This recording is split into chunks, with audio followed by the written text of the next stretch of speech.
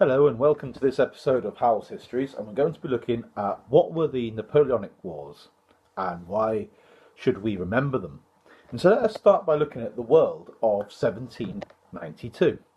Well, let's start by looking at Great Britain. It's the dominant commercial power in the world, but only just. It had recently lost its American empire, although it kept its empire in the Caribbean, which it considered to be commercially far more significant than America itself. In fact, the Caribbean islands were far more profitable thanks to sugar, in particular, and of course the links to the slave trade.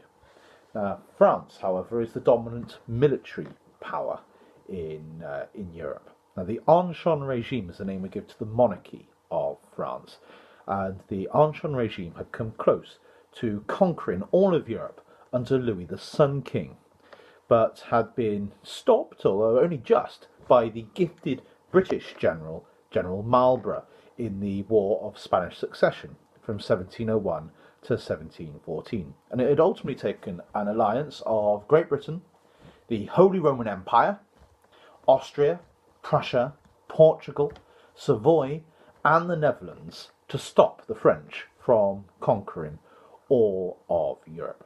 I suppose the key battle was the Battle of Blenheim, which led to the Churchill family rising to prominence. Now, the wealth and power of France, however, had been wasted in the series of bloody wars to try and conquer Europe, and the monarchy had collapsed in France under the strain it had imposed upon the French people, and it had collapsed into revolution. But France remained the dominant power on the continent of Europe, and this is partly due to its population. There were 30 million people living in France at the start of this time period, compared to just 18 million people in Britain and 8 million people in the main German state of Prussia. If we compare populations, in the vast Russian Empire there were only 40 million, and so think about it, there are 30 million people in France, and there are 14 million people in the great Habsburg Austrian Empire. And so France is dominant due to its large population and its prosperous economy. Now, Prussia, as we continue our tour around Europe, the so-called barrack room state, is the largest of the German states, ruled by its soldier kings, people like Frederick the Great.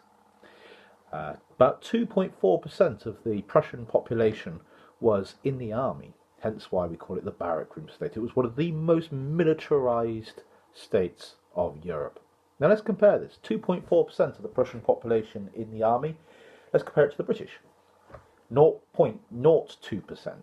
So 2.4% of the British population in the army. And France, for all its vast population, France has 0.45% of its population in the army. 2.4% actually in the army. That's a lot of people for its population.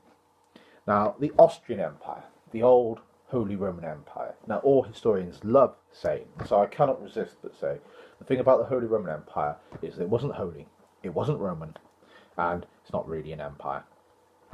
Instead, it's an elected kingship, I suppose, of Germany and Eastern Europe. But within this, there is the Austrian Empire. The Austrian Empire often, but are not always, in control of the Holy Roman Empire. It depends on how the elections go with the electors. But it's a medieval, multinational peasant empire under the Habsburgs. And the Habsburgs are the most extraordinary family, I suppose, in world history. They come close to conquering the world through the most amazing means by marriage. The way the Habsburgs work is they wait until there is a woman who owns land, who's unmarried, and then they marry her so that their children will be Habsburgs and will have their land. But if there are no single land-rich women lying around waiting to be wed, then they marry into their own family, which leads to some really unfortunate inbreeding situations. Philip II, the man who marries our Queen, Bloody Mary, and tries to marry her sister when Bloody Mary dies, Elizabeth I, but she's not up for it. The one who launches the Armada to try and conquer England his jaw won't close properly, so he has to have a servant constantly dab him with a handkerchief the side of his mouth to stop the drool from just dripping down. Same family that contained Joanna the Mad, which, I mean, it's not a great name to start with, but when her husband died so young, she insisted on having the corpse left in the wedding bed so she could sleep next to the corpse for day after day. You can understand why Joanna the Mad. So an inbred family, but effective at taking control of the world.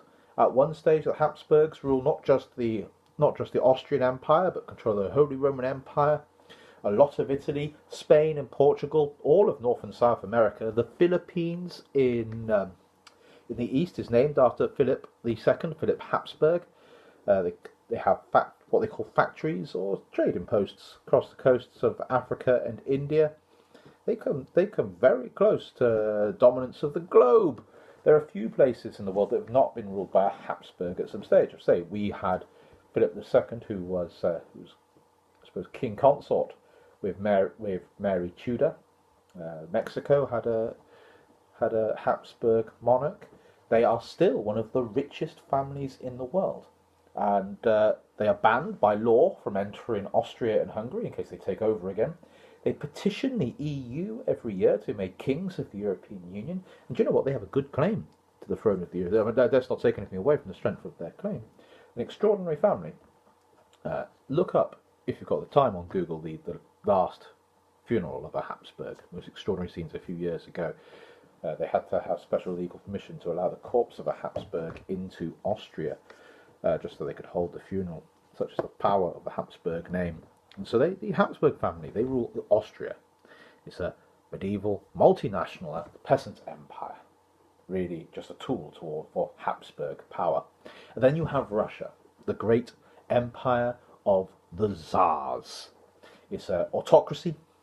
It's a vast empire and an expansionist power that has recently fought and won wars against Turkey and Poland, and is expanding ever east. But as we look around these great empires and kingdoms of Europe, in France the monarchy has fallen in the French Revolution.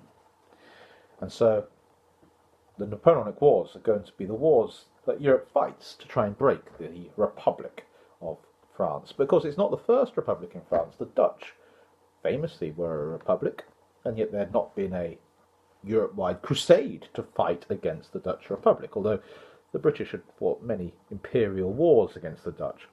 So why the wars against France? Well, France has massive military might, and so had so recently tried and only just failed to conquer Europe.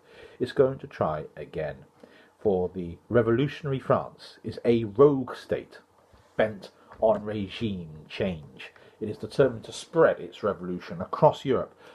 And Europe, it has to be said, having so recently avoided conquest by France, is dubious about the spread of the revolution by the French. They've only just stopped these French armies from conquering Europe, and now different French armies are attempting to sweep across Europe yet again. And so many people are very excited when the French Revolution breaks out. People like Burke, the person who's the father of conservatism, Burke is delighted when the revolution breaks out. He goes to see the revolution, hoping it will usher in a period of human improvement. And what he sees of the French Revolution, the guillotine, mob rule, the collapse of law and order, the collapse of all safety, it fills him with horror. And he comes back to Britain and invents, I suppose, conservative thought, the idea that what people need is order, stability, and safety to protect themselves from the mob. And so in our next video we will start to plot the course of these revolutionary wars of the Napoleonic Wars.